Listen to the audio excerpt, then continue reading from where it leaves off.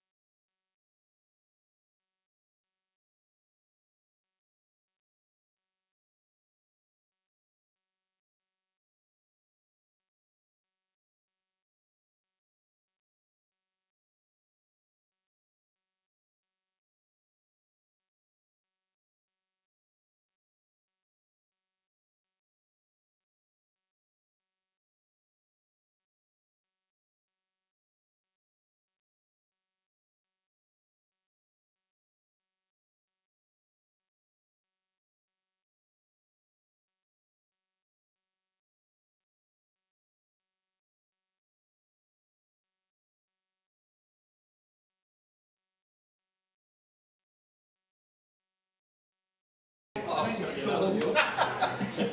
on over. Welcome back, Greg. I can see the present. You?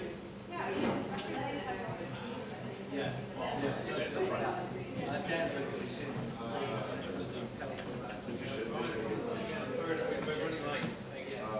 Feel free to occupy some front seats as well.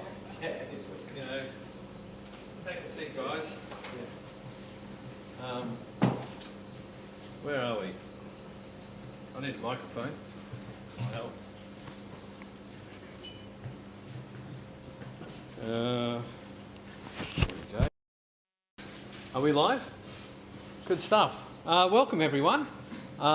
Thank you for braving the tube strike. At one point I didn't think anyone would make it today, but what, we've got at least 10, 15 maybe? More on the way. More on the way. Who else is coming, Ben? Make build crew. Oh, make build. Excellent. Look, we're going to make a start because the clock's ticking. We've got a hard stop as usual at 8 p.m. The music comes on and it's time to leave. So April already. What a month it's been. Let me skip through some slides, hopefully. I'm on, is this Jimmy's? Hang on. Bear with us, there we go. Hey! So tonight we've got a fantastic keynote presentation from Petersons. He's come all the way from Riga, Latvia, to be with us. A fellow Webflow Global Leader. He's about to run his first Webflow meetup next month, is it? Yeah. Next month. So coming here to spy on how it's done. Learn from the best. Something like that. But we'll come back to that in a few minutes. We're probably in about 15 minutes, Tom's. We've got a few little bits on the agenda.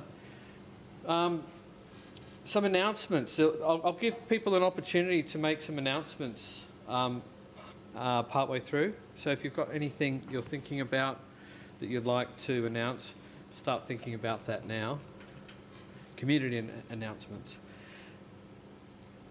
We're going to do a few more announcements, and then Jimmy's going to take us through a recap of what's happened in the world of Webflow and things related to design, build, marketing, the whole thing. The world, AI. Yeah.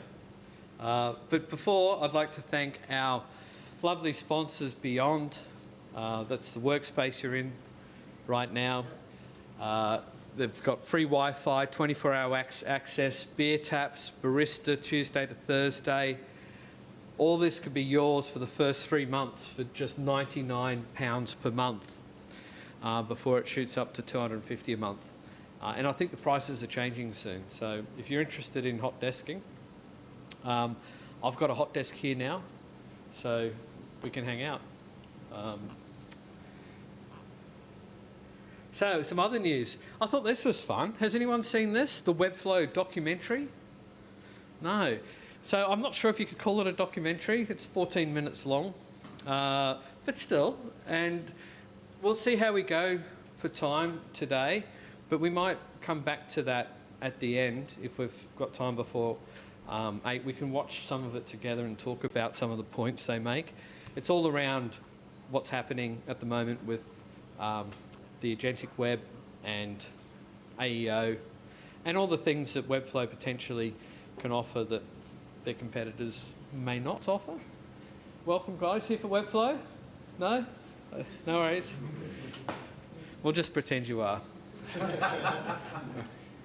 And but anyway, yeah, it's beautifully produced and an interesting sort of roundtable discussion with some top industry marketers.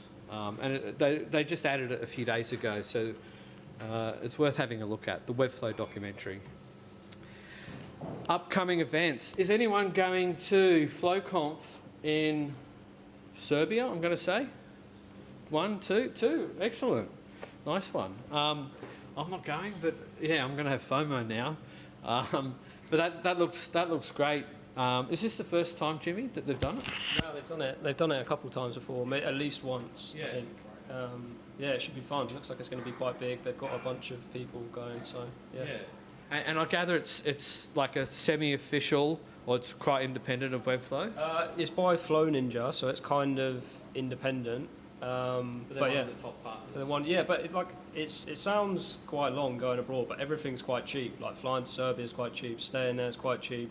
The tickets, I bought like a bundle thing, so there's like tickets for like £100, so it's not actually too bad. Yeah, nice. Yeah, well, check it out. Flow Ninja, Flow Conf, people online. And also, yeah, coming up in June, Create With. It's not strictly a Webflow related conference, it's the no-code scene. I went to it last year in Hackney, and it was fantastic. It was one of the best days, really current, great speakers, and it's in Brighton this year. And the tickets are dirt cheap, so I highly recommend. I'm going down for that, just for the day. And then we've got Webflow Conference in Boston in September, 1st to the 3rd of September. And I might be going, we'll see. Jimmy's definitely going. Yeah, we've still got some flights to organise. But yeah, that's ages away. And at this pace and what's happening in the world, will we still be here? That turned dark really quickly. But it does feel like the pressure of AI and you know, the world, global politics and so on, it can be depressing when you're scrolling the feeds. So to come together in the meet space with real people and realise it's not so bad, we're here, you know. And then talking about events, we've also got our monthly meetup. So scan this code, find out about lifting your profile, rising your professional brand, your personal brand, connect with people, share your latest project. All these things. Do a demo of something that you've discovered, something that you've made. Come and present in this safe space. You can see we're a friendly, smiley crowd. We've got a few ex-speakers here that can vouch for presenting at the London Webflow meetup. So we'd love to have you on the agenda. May is our next meetup, 27th of May. We've got a packed agenda already, 2 excellent speakers locked in. And June we might have 1, but there's 1 spot free. And then there's some other dates in the year. So, but yeah, we'd love to have you come and talk. While we're in the scanning mood, here's another code to scan if you haven't joined already. The new Webflow community platform. We've got our own London space on there. Some of the others are growing in numbers. It's a competition. We've got to win. London's best. I think we've got 40 members. We want more, so join it. And you'll find out about upcoming events and photos and videos and things from past events. It's all there. We're also on YouTube. Hello, people on our live stream. I hope there's a few people. Patrick's looking after it. If you've got questions during the live stream, then Patrick will put his hand up or jump in and let us know. But please interact and we'll do what we can to answer. But yeah, afterwards, the recordings will be up there. You can go through the archive of our past events, and it's pretty good. And one last announcement. I thought this was great on YouTube. Did anyone else see this? It was, we build more than websites. We also build love stories that Webflow shared. And I thought I'd read this out. Hi, Webflow. 12 years ago, a handsome guy walked into the salon I was working at, looking for a haircut.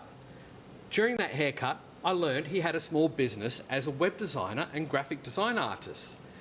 After his haircut, I added him on social media, hoping I'd see him again. Wink. As time went on, I became a self-employed hairdresser. I decided to reach out about a website. One thing led to another, and now I have a beautiful website and an amazing fiancé. Thank you for the role you've played in our love story. Rach and Brett. Isn't that lovely? So you can find love on Webflow. Anyway, right, I'm going to hand over to Jimmy on that note to do a recap. Shall I use that or shall I use this? Up to you. I'll use this one. Yeah. Okay. Yeah. Cool. Good idea. Hey guys, how we doing? Yeah.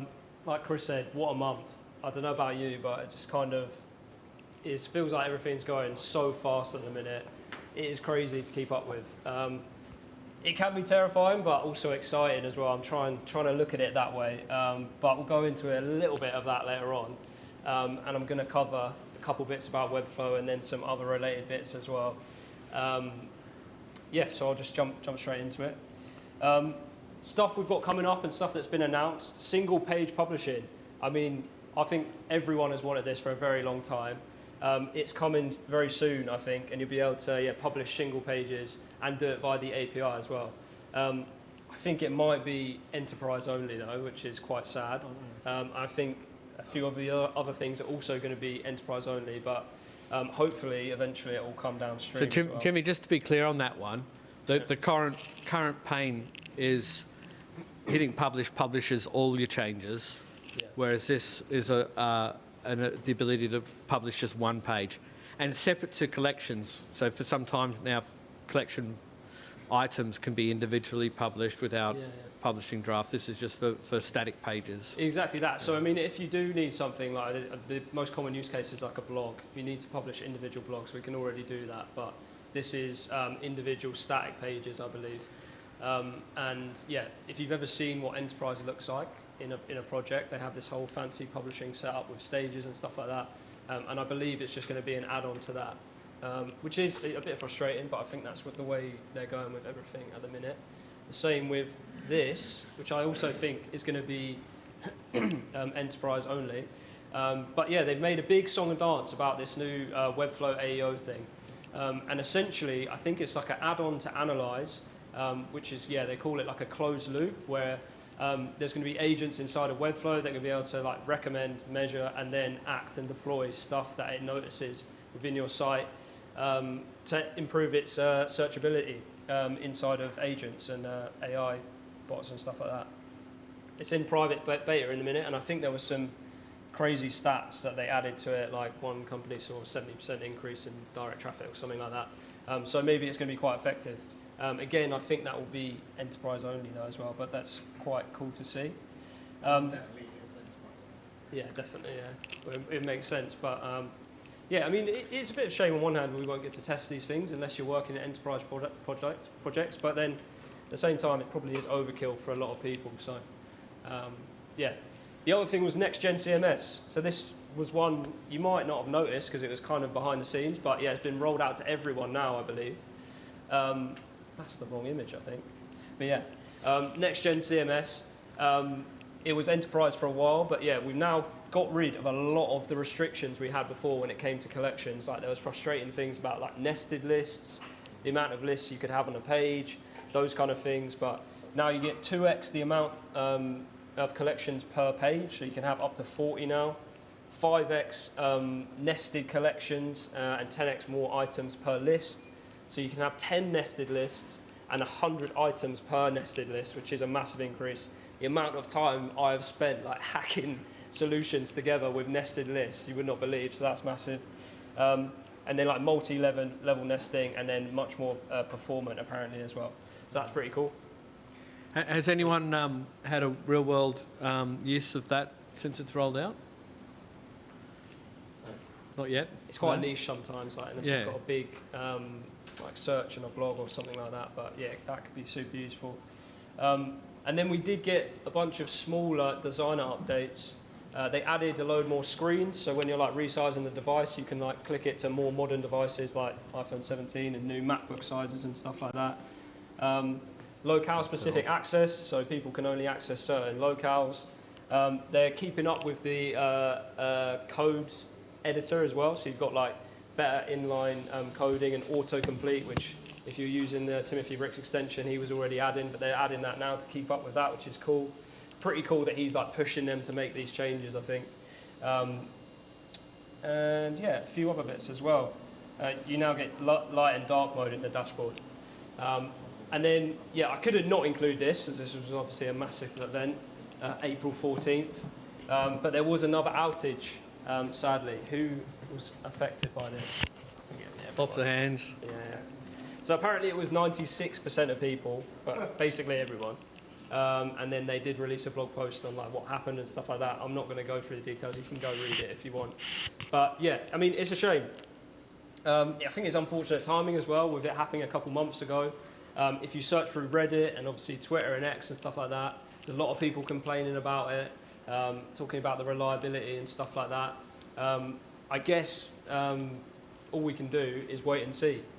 Wait and see if things do improve and it can become more reliable. But yeah, as a lot of people mentioned, they're losing business and stuff like that. So hopefully, fingers crossed, it will be the last time in a while that this happens. I guess if there's a positive, like our time zone was probably the least worst hit. Like it went down at sort of 5:30 UK time, and then by like 7 a.m. the next morning it was coming back up. But I'd imagine like in the States they would have been really hit hard. Yeah, for sure. Yeah. It's definitely in different areas it would have been worse, but it is, yeah, it's slightly frustrating. And then on a kind of a tangent, but I couldn't not include something about this because it seems to have been the month or the couple months of obviously AI in general, but a lot of noise around Claude. I kind of mentioned it in the group chat the other week, but I don't know if anyone else is feeling this, but it kind of feels like now the rest of the world is discovering AI and Claude in general. Like a lot of my clients who aren't necessarily developers or even would have use for that kind of stuff are now sending me stuff that's AI generated and all that kind of stuff. So it feels like it's getting a lot more mainstream. The tool is just getting insanely useful. We got an improved MCP server. Still, I think that the only path really is just to kind of open up Webflow even more to the point where it's almost basically headless and you can connect through the MCP and stuff like that. So we're definitely heading in that direction. It's very useful at the minute for things like CMS, page settings and stuff like that. I'm using it a lot for. And then we also, I don't know if you guys heard about Claude Mythos, which was crazy. So apparently they've got an internal model now at Claude, which is so powerful. It's exposing like hundreds and hundreds of like vulnerabilities in like lots of massive software. So stuff that's like legacy is like 10, 15 years old, they're finding vulnerabilities. And it's that powerful that they decided basically not to release it and are releasing it to major providers of software around the world before they release it to the general public to avoid it being a massive issue. Whether or not it's kind of a bit of a marketing ploy and they're just using it to get more hype, we're yet to see, but yeah, crazy direction we're moving in. And then the next thing, which I'm going to go into a very quick little demo of, which is much more relevant, I think, for everyone here, is Claude Design. So obviously you must have heard of it, but yeah, they released Claude Design to do prototyping, slideshows, a little bit of development as well, because like you can then export it straight into Claude Code. But yeah, tanked Figma stock, which is interesting. We'll see whether it replaces Figma, but I'll just do a very, very quick demo of what it is right now, just so I can show you what I've used it for currently. Let me just go here. Cool. So, yeah, I mean, this is what I've done. I just did a very quick demonstration of what we would do maybe for like the London meetup and stuff like that. But it's a very similar layout to what you might have with something like Lovable and stuff like that. But it's got a few useful tweaks that I think could be very good. One thing to note as well, I couldn't find it for like a couple of days and I was like, what am I being excluded from this test or something like that? But it's not available on the desktop app yet. So you have to go use it in your browser if you can't find it. But it should be very easy to find then. All I did was upload this image, which is a design I've done a while ago, just in Figma, of like what a website could look like. And then it's taken that and gone with it and built something like this out. It's pretty cool. I mean, don't think it's stealing anyone's jobs yet, because it is quite generic, but yeah, it's good. It's probably one of the best I've seen in terms of like design, responsiveness and stuff like that. And then you do get a couple of cool little tools which hopefully should be very helpful for like improving this type of thing in the future.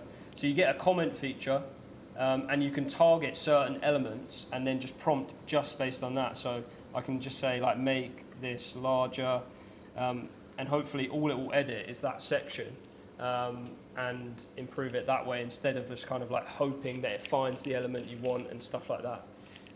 You also get a little draw button as well.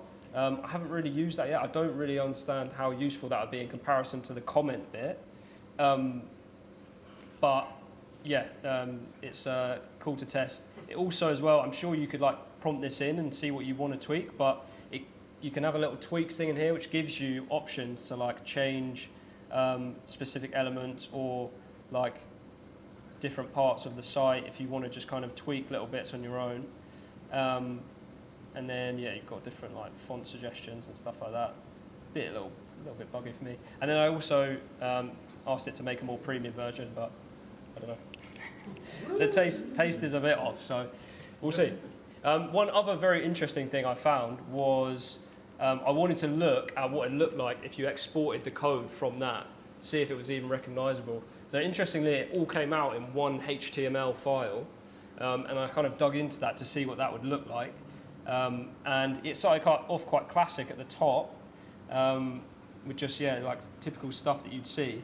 But then once it got down to the other sections, we have this kind of like JSON type situation. So it's obviously creating this type of JSON and then like rendering it on the front end. But even if you like open this file from your desktop, it still works. So I'm not quite sure how this is working, but this is massive. Like you see, I could basically go on forever on this. And one of them, I think it was the second one, was so large.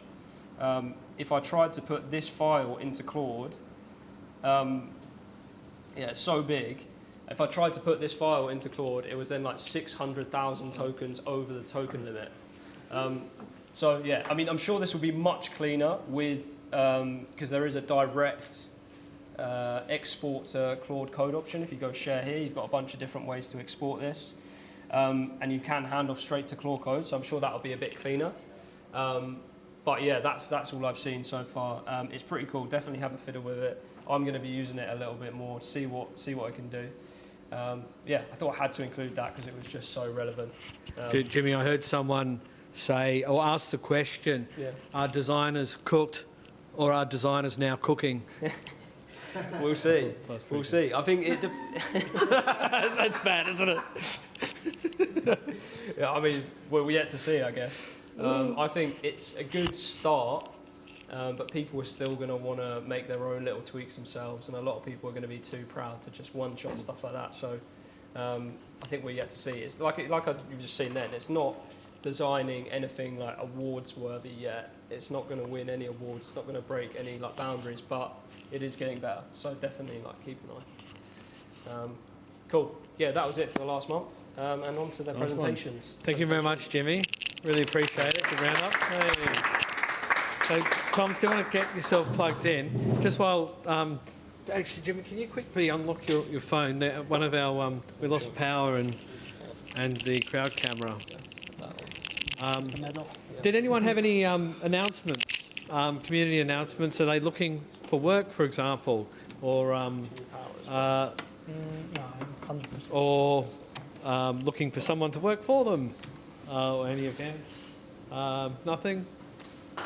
You might have something, Martin? No, not particularly. All I was going to say is I'm working to get onto like freelance rosters, which is not something I've done before. Okay. If there's anybody that can offer me any advice, I've got one for, who was it, Paddle? And they like examples and bits and pieces, which I'm working towards. Yeah. But if anyone's got any advice on how to get on board with agencies in that way. There's also on the new community.webflow.com site, the new community platform, there's a jobs board on there that's fairly new and might be some interesting connections on there. Lovely. We'll have a look. Is that working? It's getting there. It's getting connected. It should be. Oh, there we go. Excellent. Okay, guys. So we're on to the main event. Tom's Petersons come all the way from Riga. has his own agency. I won't steal his thunder with his story, but I just did want to mention he's a fellow Webflow Global Leader and starting the Webflow community in Riga and doing his first event in next month, I think it was. Yep. So anyone online watching the live stream, if you're in Riga, then get yourself along. And maybe some of us might go over there at some point, do a sort of cultural exchange. But yeah, with that said, thank you. You got your mic there? Yep. I might just adjust it up a little bit because it's sometimes, hang on, maybe if I do it, I'll put it on here. There we go. Sometimes it's a bit low. Okay, thank you very much. Put your hands together for Tom's. Thank you. Hey guys, so I would like to start by saying I'm super grateful to even be here. And as a fellow Webflow Global Leader, I'm really inspired by this community. I think it is one of the best if I look in the Webflow community page. And yeah, it's a really also nice reason to visit London. And today I will be giving you my take on Webflow as a kind of full modern tech stack for website development. I will share some scenarios with our customers and like some problems we had, some solutions that we kind of explored, and yeah, and just yeah. So about me, yeah, I'm Toms Petersons. I come from a country called Latvia with the capital Riga. And some of you may heard of this. Well, recently we won our first Oscars for the best animated feature. And the movie is called The Flow. If you haven't seen it, I highly recommend it. My dog likes that. Oh, yeah. Yeah. And don't worry, you don't have to speak Latvian. This movie has no audio apart from sound effects. And yeah, I would like to kind of share a bit of my story first, and then we get to the actual presentation. So I started my kind of software engineer career in 2015. I worked in like a Nordic IT companies, and for 7 years I was learning programming. So I'm coming more from a development background. And then in 2022, I kind of decided to do kind of big shifts in my life and do some more like a freelance, and what kind of ended up, I ended up founding my own software development agency. And then for about 2 years, I was building custom software like for SaaS products, and we worked with startups and stuff like that. And in 2024, was actually the first time I discovered Webflow, thanks to one of our customers who actually needed their website, the landing page for the custom SaaS project we built for them. And to be honest, I was sort of like a no-code skeptic. I did not like these tools because I come from like I started with PHP and Notepad++. I learned all the syntax, the file structure, everything. I did not even use any IDEs. And no-code tools kind of felt like boring to me, and I felt like limited. But it came to the point I would kind of pretty much lose the customer unless we tried a Webflow build. And obviously, being a small agency, we went with the project and we built our first site in Webflow. And it was kind of amazing for me because I kind of understood that it's actually quite interesting and not boring at all. So I kind of shifted from being skeptic to being actually a believer. And it ended up as us signing for a partnership with Webflow, and we got our certified partnership. And then we kind of started seeing our customers love the outputs and the results of the sites. And we decided to focus much more on Webflow because it was kind of hard, especially in Baltics, to kind of niche down on the industry. So we ended up niching down on the actual platform, being Webflow. And in 2025, we became premium Webflow partners. And this year has started with me joining Webflow Global Leadership Program. And yeah, I'm now traveling a bit around Europe to some different Webflow events, which brings me to the next page where I have some images. And here I am in Berlin last month in Momentum tour. I've seen some of you also been there here in London. So yeah, I'm here. This was actually a bit of a special moment for me because here's Max from Magyar from Berlin, and also the one and only Guy Yelif, the chief evangelist from Webflow.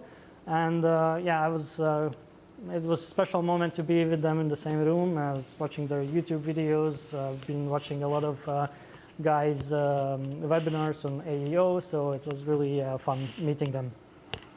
And also here you can see me and my team.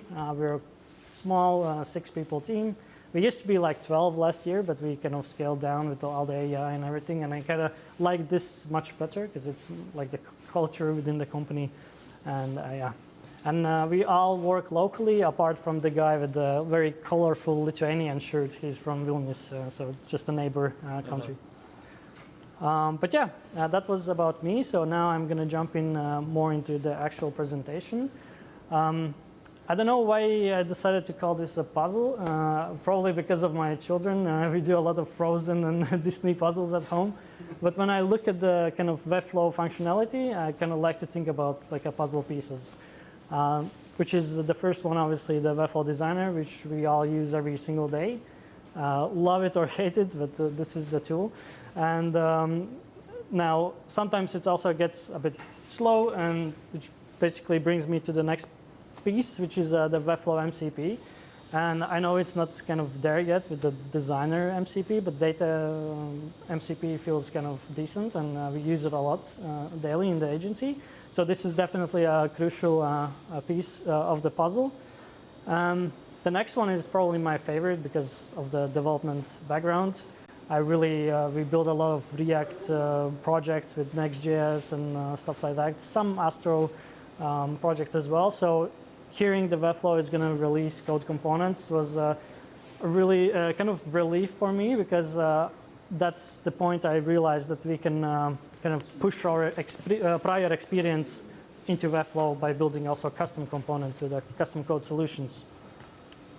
And finally, we have Webflow Cloud, which will be a bigger topic today, because I feel like not too many people have tried it out and maybe don't know the use cases.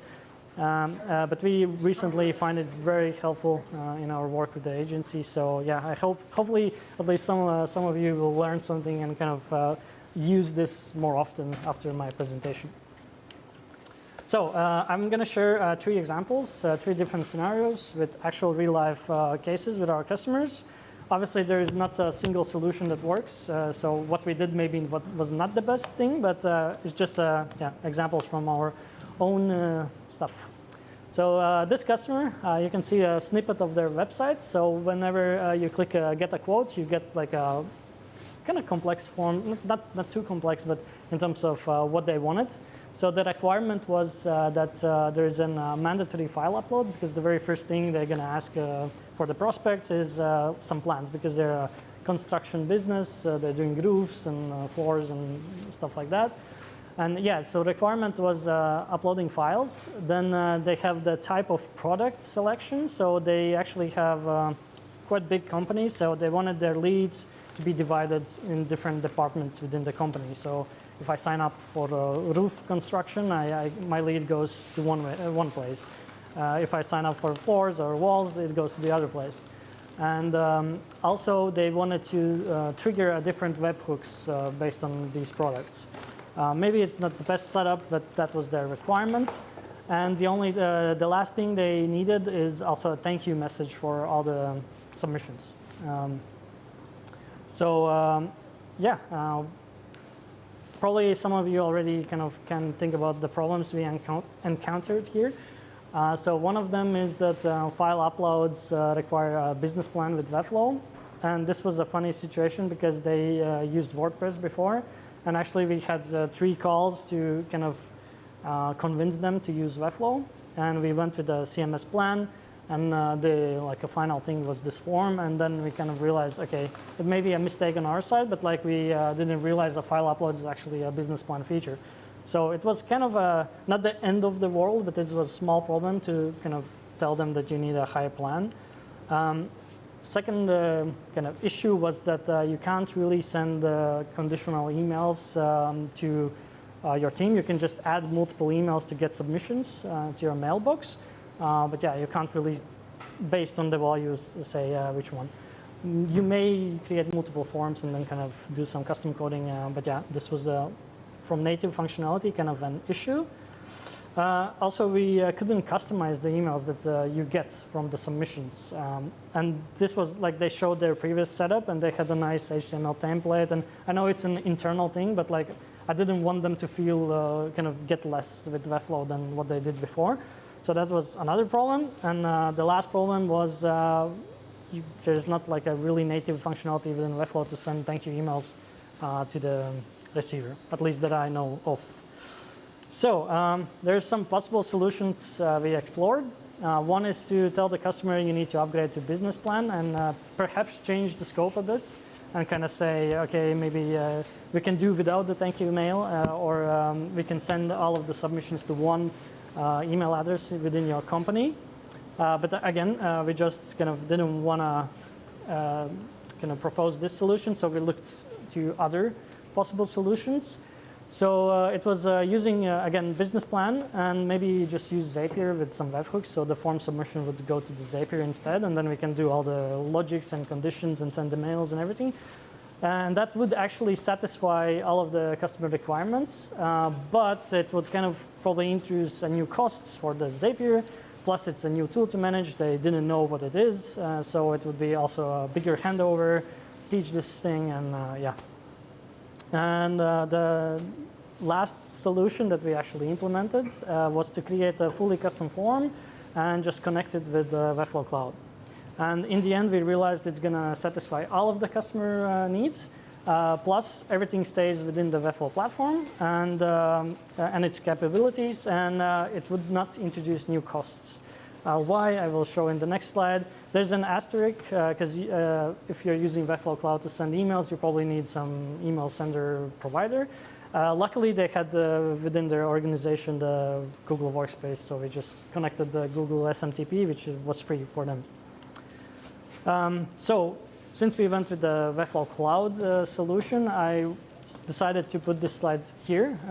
Maybe some of you haven't used it, so I'm going to just explain what is the Webflow Cloud. So basically, it allows you to connect your GitHub repository with your Next.js or Astro code base. And it lives within the site settings in Webflow. At the bottom, you have Webflow Cloud, and they even still have the new badge. And yeah, you just connect it, and then it's going to host your kind of custom code. And I think you can host up to 15 projects within the CMS plan in Webflow. So it's divided basically with 3 bigger functionalities. I don't know, I call them pillars. Maybe it's not the right word. But it comes with an object storage, which I really found out 3 months ago, that Webflow has its own database now. And this is where basically our, sorry, not database, but file upload storage. So this will be where our customer files from the form will end up. And you can think about this like a blob storage in Azure or like a S3 bucket, S3 in AWS, or in Webflow language, it would be media library. Then the next pillar is the database. So they provide you with SQLite database. And this is where we saved our leads from the forms. And then obviously you have the hosting. So they host, I think they use Cloudflare. And this is where our API is going to be hosted. Now, one of the most interesting things for me was that this solution was a perfect fit because we were using CMS plan, and it turns out all of these functionalities like the database, the storage, and the hosting comes with the same CMS plan. And the limits here is very decent. You get 1 million requests per month and 15 CPU minutes. And for form submission, it's more than enough. So yeah, this is kind of cool because it's included already within your plans. And I think this is almost the biggest benefit of Webflow Cloud. So what Tom, we did... so a quick question, just thinking about other options apart from Webflow Cloud, there's lots of other third-party providers. providing essentially the same thing, Yeah. but you have to pay extra. Yeah, Whereas well- the advantage here is it's included. Yeah, one of the things I've realized working with Webflow and on my customers is they specifically chose Webflow because they like what they offer, and they I have encountered many cases when they really don't want to use other tools, and I have to fight with them like, no, you really need this Versal, you need it for your backend and everything. So this is essentially just a wrapper of these other tools, but it just stays within the Webflow. And it's not just the hosting. I'm going to show in the next screens that you actually get these interfaces within Webflow site settings, which is what I like the most. Okay. So cost saving and tighter integration. Yeah. It's pretty much. And I would say this is the missing piece of the puzzle. If you get code components, you get MCPs, you get designer. So why not also hosting everything with the Webflow and have these other things? And I'm hoping that they're going to release also much more functionality within Webflow Cloud, so it's just going to get better. So what we did, so basically also how Webflow Cloud works, which is another thing which is harder to get done with like Versal. Yourdomain.com is where your Webflow site lives, and then yourdomain.com/whatever slug we chose in forms is where your Webflow Cloud instance lives. So it's seamlessly in the same domain, and of course you can use some reverse proxies and stuff, but again, it's additional thing to implement, and this is out of the box. And yeah, this is how it looks when it's added. So you get your environment, you get your environment URLs. Then what we actually did, because we are agency, we kind of think about this in a bigger picture. We don't want to build this one thing for this one customer. We actually build a Webflow-forms repository, which if there's an interest, we can open source it and you can collaborate. But the idea is that actually we use this more often in Webflow for more advanced forms. We build this route, forms v1 setup, which you can define your password in environment variables. Then you can authorize your request and you can start creating forms. Basically, this is meant so you can you can build like a get a quote form. You can specify the fields, the type of the field, is it email, phone, and then in the code you can kind of create your own validations and stuff like that. And is that a Swagger? Yeah, this is a Swagger, yeah. So this is a UI to configure everything. So once you configure your form, the next step is you go to the form in Designer, change the submission to forms v1 submit. And pretty much if you map the field names correctly, it should work right off the bat. And then basically what this API, what we did with this API is first when you get the request, we validate all of the input fields. Then we upload the files to this object storage in Webflow Cloud. So this looks like that. You go to the Webflow Cloud, you go inside your environment, there's like these breadcrumbs. You select the main environment, and then we have object storage, which is called form uploads. And here you actually get all these files from the forms. We found a bug. Webflow says there's a 50 megabyte limit. But they haven't done something because their Cloudflare kind of function says it's 1 megabyte. So we had to do chunk uploads, but it still works. And then the next thing, we insert the lead. After a successful file upload, we insert the lead in the database, which is the SQLite database within, again, Webflow Cloud UI. So you get the submissions here. It's in JSON, but it's intentional. It's just for us to kind of save the data. And then we also analyze the content. We kind of, okay, now we need to make a decision which email internally, which department we're going to send this lead to, which webhooks we're going to call. And then we send internal emails. And now, as you can see, it looks a bit better than the normal Webflow email. And has the file attached and everything. Then we trigger those webhooks, send also thank you emails to the customers. And one of the things they also requested is just to add, it was very handy for them in WordPress to see all the form submissions. So they want to do the same in Webflow. Since we're using custom forms, it was like, I didn't really want to send him to the storage because it was deep down in the Webflow Cloud. So we actually send manually with API also those submissions to the Webflow Forms native UI. So they end up also like in the regular form submission, which was kind of neat that you can do it all So together. the client can easily get to Yeah, the... like the old ways. Or you could build a separate interface in Yeah, Webflow it Cloud might- for them. That Yeah. might be too custom, but yeah.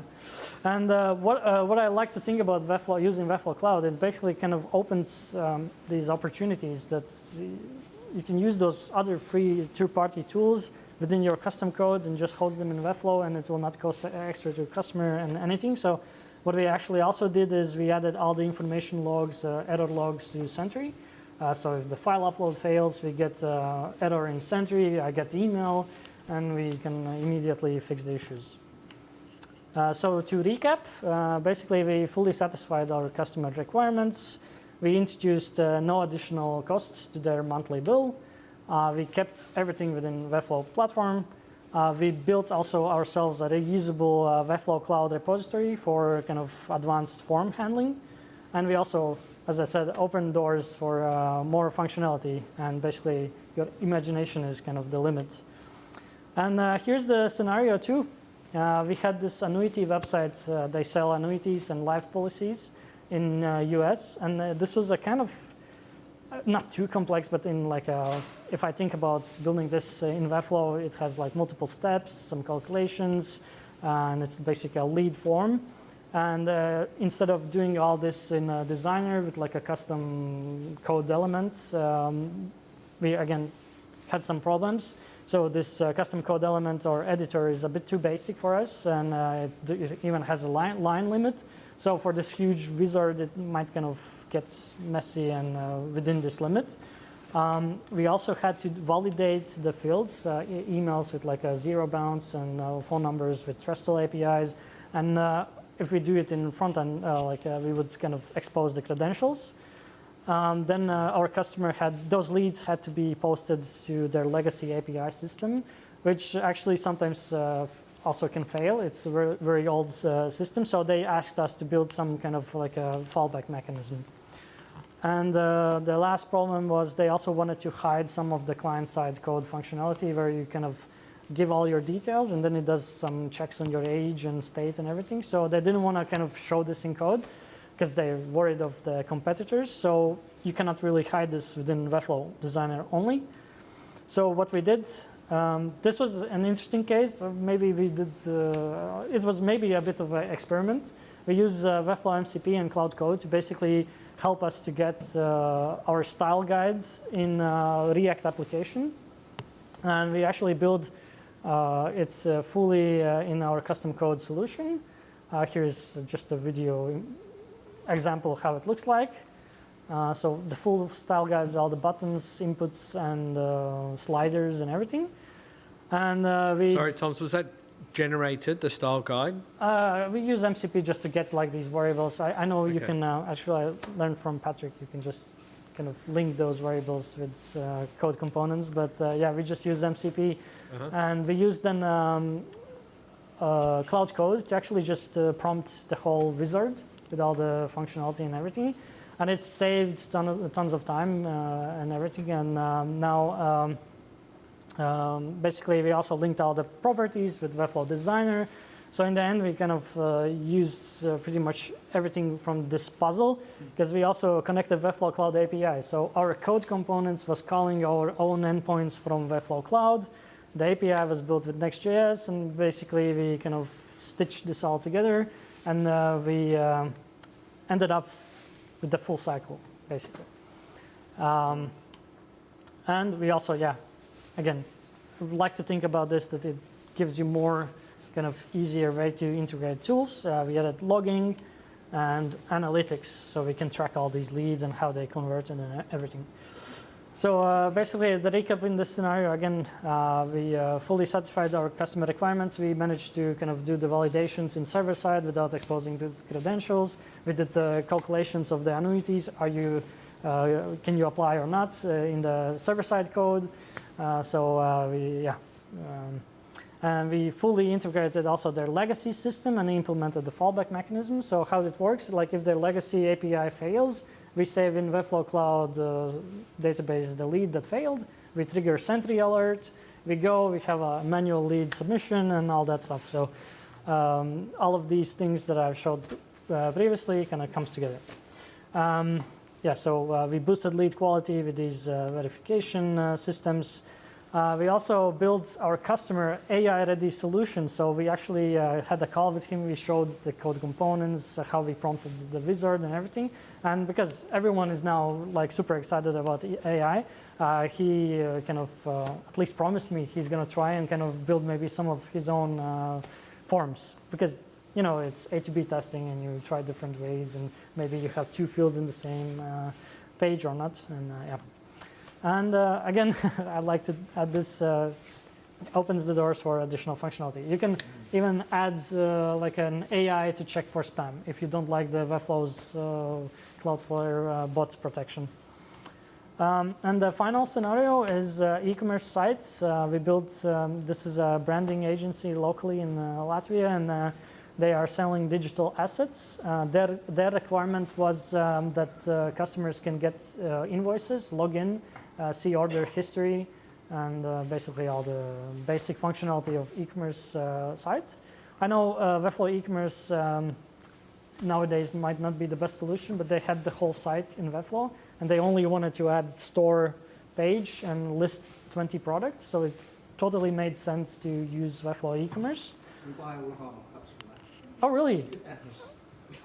Oh, nice. Yeah, yeah. Yeah, they were kind of well known. Yeah, it's, they even did the branding for airport and everything. So, and we had some problems. So Webflow completely decided to remove user account functionality. You couldn't customize outgoing emails, so you can send some emails of the purchase and deliveries or whatever, but it's pretty basic. You can't change too much of the design there. And obviously, you cannot see any order history or download invoices because they don't have users. And yeah, they also, yeah, the invoice problem. So what we did, again, we implemented our own user authentication. Obviously, we use Webflow Cloud again with Next.js and their SQL database. So basically, with all these scenarios, hopefully you get the use cases. So yeah, custom user authentication. We built also custom email templates. We created invoice history where you can also download the thing. And again, recap, fully satisfied customer requirements. We avoided using any of third-party authentication providers with additional costs because I looked like a member stack or something. It's pretty expensive if they only get like few orders a month.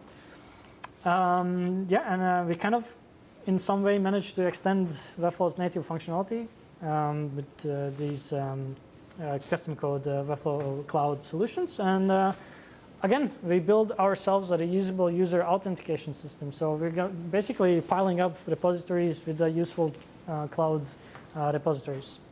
So yeah, and again, open doors for tons of additional functionality. So they can ask us some new feature for their store, and now we can prompt it in cloud, review it, plan it, and deploy. So yeah, do I see a pattern here? Basically, all of these puzzle pieces connects well together, and it solves issues. Every single recap said we fully satisfy our customer needs. And there's actually 2 bonus pieces because everyone likes bonuses.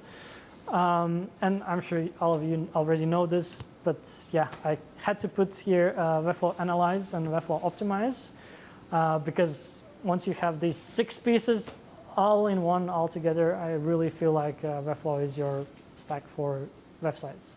And not only just building a nice website, but analyzing where is your content coming from, personalizing it for specific campaigns, and yeah, changing and removing blocks and doing A/B testing. And yeah, I'm super into this field now with my agency because we do the retainers and everything, and it's really cool to see what we can do to kind of boost the conversion rates and everything. So yeah, so if there's anything you learned from my presentation, then yeah, I'm happy to hear some messages or stories afterwards that you tried out some of these tools if you haven't already. And yeah, but yeah, basically that was it. There's a QR code if you want to follow me on LinkedIn. I don't do too much posts, but there's also a new newsletter that I created this month, so some of you may want to join it. but yeah, that was me, and I hope we have Thank nice you, Tom. talks later. Yeah, very good. Keep your mic on for now, because we might have a few questions, and we've still got 20 minutes before we get kicked out. So Right. I might kick off with a question. The kind of GDPR elephant in the room, the database, the storage, that's all on Webflow's servers in the US, and then there's the data sharing agreement, transatlantic something or other, and that's supposed to cover us. Is that your understanding of it? I'm not sure about the agreement, but last month when I was in Berlin, I met Webflow team, and we had this discussion because it was in Germany and the data centers and everything, because the larger enterprise customers obviously cares about data. And I got a response that probably in June they kind of going to support also EU data centers. So that's the only thing I know, and I hope it comes, because I have had this question with our customers as well. That wasn't the outage we had last week, setting up a new data center in Germany. No. Yeah, oh, okay. Well, that's promising. Yeah. That's exciting. And I specifically asked, is this public info? And then she said, yeah. So, yeah, because I was, More questions? Dan? Thanks so much for the presentation. Really thorough, and I really like the 3 different use cases. I think there's so many cool things we can do with cloud and all the other bits as well. One of the questions I had, do you ever get any pushback from clients who are maybe interested in Webflow Designer as like a visual first tool where you can drag and drop and do stuff, then feeling like, oh, but this thing is great, but it feels a bit more locked down, like a code component that's harder to edit, or something that's a bit more, back end that is harder for them to understand? Do you ever get that kind of feedback? Or it's really interesting, because I would expect so. But actually, well, maybe we don't have that much customers, but they love it. They, like, as I said, I showed him, hey, you can prompt this yourself. And he was like, oh, we can. And so, yeah, we don't also overdo it. Like, we still try to use mainly Webflow components and everything. But I feel like if you're going to do an autocomplete components where you start typing and you get suggestions, like, no one ever is going to go from customer side, like marketing team, change the functionality of this component. So we don't really get that much pushback. Maybe we will have with the Webflow Cloud, because I saw the badge new, but I think that it was badge beta before. So we have a customer where they have a huge traffic, and maybe even I am a bit skeptical of going Webflow Cloud, because just not fully aware how good is the uptimes and everything. So we still use Vercel in some of the cases, but it's not like they push back, like, let's not use the code stuff. It's more like then maybe we stick with the like Vercel or something. But in general, yeah. But I would also expect a bit more like, kind of, but they're kind of open to it. Because we'll also share some presentations. We show how we did it with other customers, and they're more interested than actually. And yeah, since the results are kind of good, so they're all up for it. one of the things that we found recently, we were doing a project where the client came to us and said, we want to build this, basically a web app inside of Webflow Designer. And we were like, that's going to be tricky. We would recommend more of a back-end Webflow Cloud approach. Oh, we want to edit it. So we landed on like a middle ground, which is code components inside of a designer page. So at least they can add in their titles and they can do Webflow Analyze. And we kind of landed on that because they have a load of Webflowers in-house. And they were like, oh, well, this is good because it means I can still rearrange the blocks. I can still build the about page, but you guys just handle the logic. So I think it's about finding like a middle ground, right? You're right. You don't use it all the time, just when it's needed, I guess. And it's interesting because I created some code components specifically for this lead wizard page, and I want to track these events in Analyze. And I got scared for a moment because I couldn't, when you create a goal in Analyze, I couldn't select the button I made with the code component. But then I kind of figured out that you can kind of create a custom events and just push custom them. event. And I was like, oh, thank God, because I was like, I built everything and now I can't send events. But yeah, thankfully it works out. So cool. Thank you. Dan, are you using Webflow Cloud on some projects? Yeah, okay. Yeah, increasingly so. Yeah, that was nice. Anyone else using Webflow Cloud? Another question. No, yeah, different question. Yeah, no worries, go for it. My question was, you mentioned that you didn't want to introduce the business plan to the customer because it was an additional fee, but it seemed like a lot of additional work on top for your team to create the solution. Why did you decide to go down that approach rather than maybe suggesting to pay for the business plan internally, because that probably would have cost less in terms of dev time? Yeah, you're right. I don't know, I'm maybe a huge Formosi fan or something, but he always says like trying to do the best with your clients. So if I have to just spend a bit more money or resource, I would rather do that and then have a speech about it than just do it with the business plan. No, that's fair enough. But yeah, it's just like, I don't know, with Webflow, it's, as I said, I thought at the start these tools are boring. But then having these kind of weird problems is kind of really interesting for me to find solutions. And I think it's my job to kind of provide them with the best solution. Maybe it's best sometimes to go with the business plan. But yeah. Yeah, fair enough. Okay. Yeah. Jimmy? Good questions, guys. Thank you, Tom. So that was super interesting. I just wanted to ask a question from someone who's come not from a coding background, but from like a no-code background. For example, you showed the kind of the like sequence of like the 1, 2, 3, 4, and like in my head, I can imagine how that works with like Zapier or like NAN or something like that. Yeah. But could you just like how practically is that actually working? Is it like JavaScript hosted by Webflow that you have to write to like make that sequence happen? Or like how like practically does that actually work? Just so I can kind of like picture it a bit in my head. Yeah, I think currently Webflow Cloud supports Astro and Next.js frameworks. So we use Next.js, and for us it was just an API endpoint within the Next.js project. And yeah, you would custom code your endpoint, so you build the structure however you like. And well, in your case, I would probably do it in N8N or something, and then just ask Cloud to convert it to Next.js or something. Oh, so you could still you could make your endpoint N8N, and then that's what you're calling. Not really. It has to be Next.js or Astro. If you like to create a Next.js project with endpoint that triggers your N8N endpoint, it probably doesn't make any sense. Okay. But yeah, well, It's effectively like a web app, I guess, isn't it? You're building a web app and creating your own APIs from scratch. Right. And I think I don't write this stuff, but Next.js and Astro are like, it's like JavaScript apps, it's just a React but like framework. running without a front end. It's just like in the background, you call the API and then JavaScript does some stuff and then it sends back a response, but it's running on the server rather than like in the browser, like regular JavaScript. It's like building an app with JavaScript, basically, I think. Yeah, and actually, we're talking about backends, but to be honest, Webflow Cloud also you can host actual UIs. Even the Swagger I showed with the forms configuration and everything, that's still somewhat a UI. So you can actually try to build even like, let's say you do a proposal, because you can also share components to your Next.js project, I believe.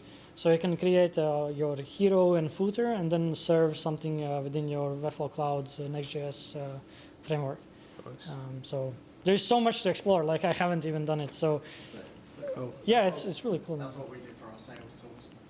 Yeah. We just like take the design system, serve it into a Vercel project with a Next.js front end. It's got the same hero, same nav, same footer, and then just like a middle bit in the middle, which is the tool that we're building. Essentially a code component, but not on Webflow.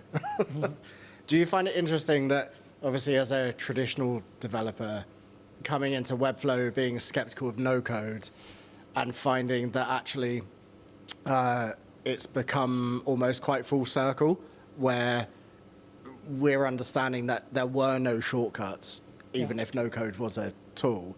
Development is still development, and it's being proven by things like code components and Webflow Cloud and stuff. Yes, we have AI, but still comes down to basic development practice at the end of the day. Yeah, exactly. That's really interesting, and I think these no-code platforms has to follow it and actually give us these opportunities. Otherwise, they will fall behind. So for me, I'm grateful because, as I said, like I learned 7 years development, and I'm just happy because we can put this experience in Webflow. And this is maybe also our like kind of focus when we build websites. We don't build very kind of immersive, award-winning sites. We tend to get projects where you have to build something a bit custom, and yeah, so that's our cup of tea. Likewise, same. Yeah, No awards over here. yeah. So I guess some people here are they're familiar with the designer, but haven't done any coding at all. And a lot of this might be a bit scary. Is this something that they can do using Claude Code and some with no development background, build a custom app and work out how to host it in the Webflow Cloud? Yeah, most definitely with today's AI tools. Like, I had a co-founder with one of my side projects, and he's a YouTuber, and he flies drones. And He's an Aussie. Sorry? He's an Aussie too, I hear. Yes, from Brisbane.